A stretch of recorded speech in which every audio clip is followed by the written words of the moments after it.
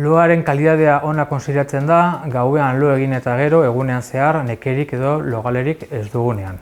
Jendearen badu sinesmena, gauean zehar esnatzen baldin bazera loaren kalidadea ez dela ona, edo behar baino ordu gutxiago lo egiten baldin baituzu, adibidez, badago jendea 6 ordu lo egiten dituenak, deskantsua ere ez dela ona.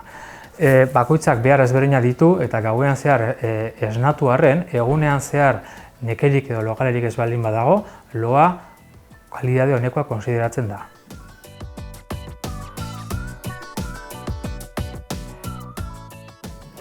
Gaizki lo egiteak eragiten du nekeak, batez ere umoreak afektatzen du, pertsona hori erresago haserretuko da, irritableago egongo da, tristeago ere, orduan depresioetan ere sartu daiteke edo erraztu dezake edukitzeak, eta gero, denak dakigun bezala, kontzentrazio maila gutxitu dezake. Eta horren ondorioak zeintzu dira, lehenengo lanean edo ikasketetan okerrago ibiltzen gera, ez dagulako arretari mantentzen, eta gero kotxe istripuak edo laneko istripuak ere eduki ditzazkegu arreta galtzen baldin badago.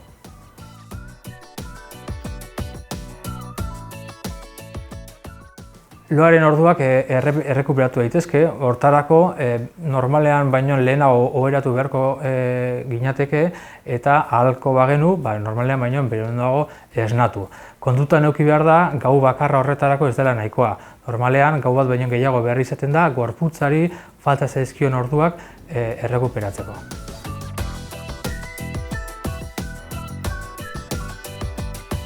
Egia da, azken aldian gero eta pantaila gehiago erabiltzen ditugula gauean, eta horrek eragiten du gure subkontzienteak pantaila erabiltzea ohitzea. Orduan, horrek zer eragin dezake? Egunen batean behar baino beranduago oheratzen baldin bagera eta segituan lo hartu nahi baldin badagu, hurrengo goizean jaiki behar geralako, segurazki ezingo dugu lo hartu, gure subkontzientea ohitu dugulako makina hori erabiltzea lo hartu aurretikan. Orduan, ez badago erabiltzen, segurazki esna egongo gera, hainbat denbora pasa arte eta horrek eragingo du beranduago lo hartzea, eta hortaz, behar baino lo gutxiago egitea, eta hurrengo egunean nekatuta jaikiko gera.